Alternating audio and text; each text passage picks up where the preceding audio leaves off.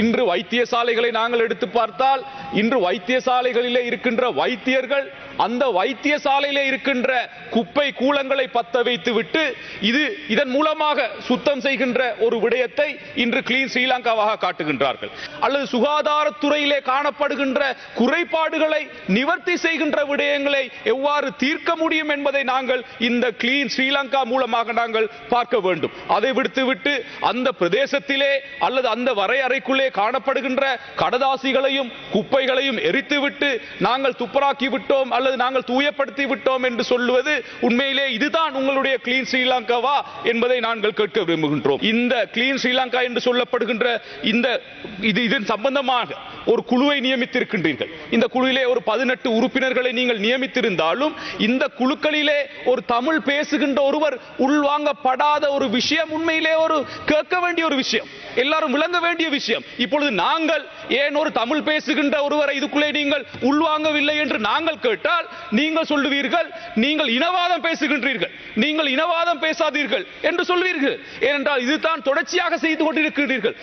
குறிப்பாக இன்று பேசப்படுகின்ற இந்த கிளீன் ஸ்ரீலங்கா விடயம் பலருக்கு இது என்ன விடயம் என்று தெரியாத ஒரு நிலைப்பாட்டிலே இருக்கின்றார்கள். குறிப்பாக ஆளுந்தரப்பிலே இருக்கின்ற அரசாங்க அமைச்சர்களாக இருந்தாலும் அந்த ஆளுந்தரப்பு பார்லமென்ற உறுப்பினர்களாக இருந்தாலும் இந்த கிளீன் ஸ்ரீலங்கா என்ற தொனிப்பொருளின் மூலமாக எதை அவர்கள் சொல்ல வருகின்றார்கள் என்பதை இன்னும் ஆளும் தரப்பினரே விளங்கிக் கொள்ளாத ஒரு நிலை காணப்படுகின்றது. சபைக்கு தலைமை தாங்கும் உறுப்பினர் அவர்களே, இன்று இந்த கிளீன் ஸ்ரீலங்கா என்று சொல்லப்படுகின்ற இந்த தொனிப்பொருளை எடுத்து பார்க்கின்ற பொழுது இன்று இதை சிலர் பிழையாக விளங்கி இருக்கின்றார்களா அல்லது அரசாங்கத்தினுடைய உண்மையான கிளீன் ஸ்ரீலங்கா திட்டமே இதுதானா என்பதை நாங்கள் கேட்கின்றோம். இன்று வைத்தியசாலைகளை நாங்கள் எடுத்து பார்த்தால் இன்று வைத்தியசாலைகளிலே இருக்கின்ற வைத்தியர்கள் அந்த வைத்தியசாலையிலே இருக்கின்ற குப்பை கூலங்களை பத்த வைத்துவிட்டு இதன் மூலமாக சுத்தம் செய்கின்ற ஒரு விடயத்தை இன்று கிளீன் ஸ்ரீலங்காவாக காட்டுகின்றார்கள்.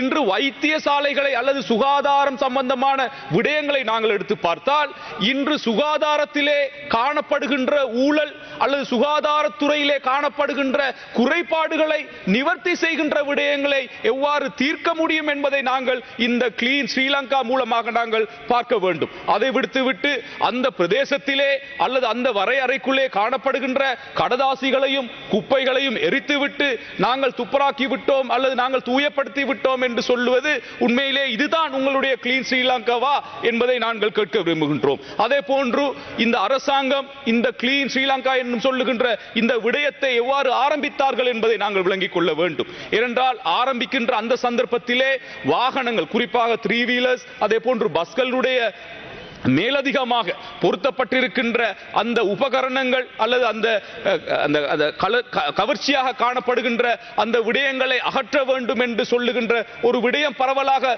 எல்லா இடத்திலும் கொண்டு வரப்பட்டு இப்பொழுது அந்த கிளீன் ஸ்ரீலங்காவும் இன்று இடைநிறுத்தப்பட்டிருக்கின்றது.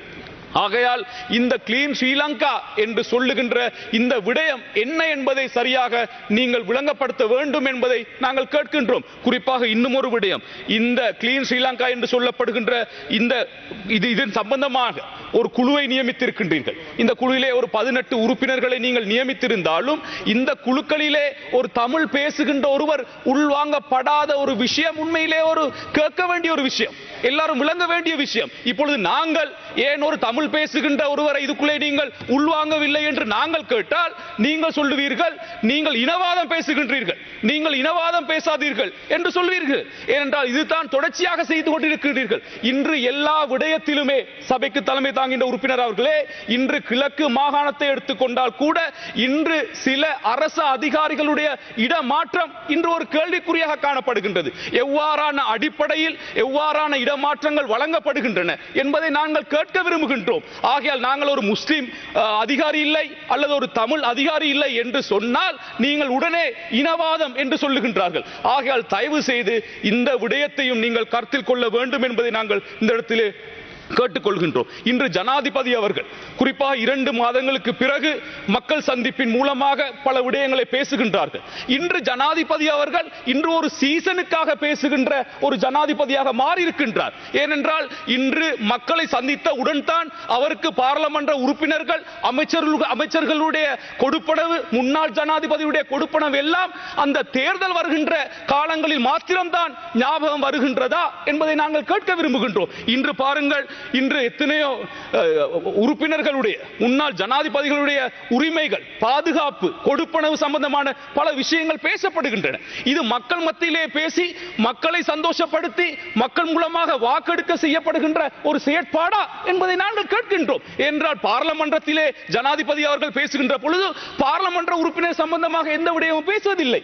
இந்த விடயங்களை இங்கிருக்கின்ற உறுப்பினர்களுக்கு சொல்ல வேண்டும், இங்கிருக்கின்ற அமைச்சர்களுக்கு சொல்ல வேண்டும், இங்கிருக்கின்ற கேபினட் மூலமான தீர்மானங்கள் எடுக்க வேண்டும். இன்று உள்ளூராட்சி மன்ற தேர்தலை நாங்கள் முகம் கொடுக்க போகின்றோம்.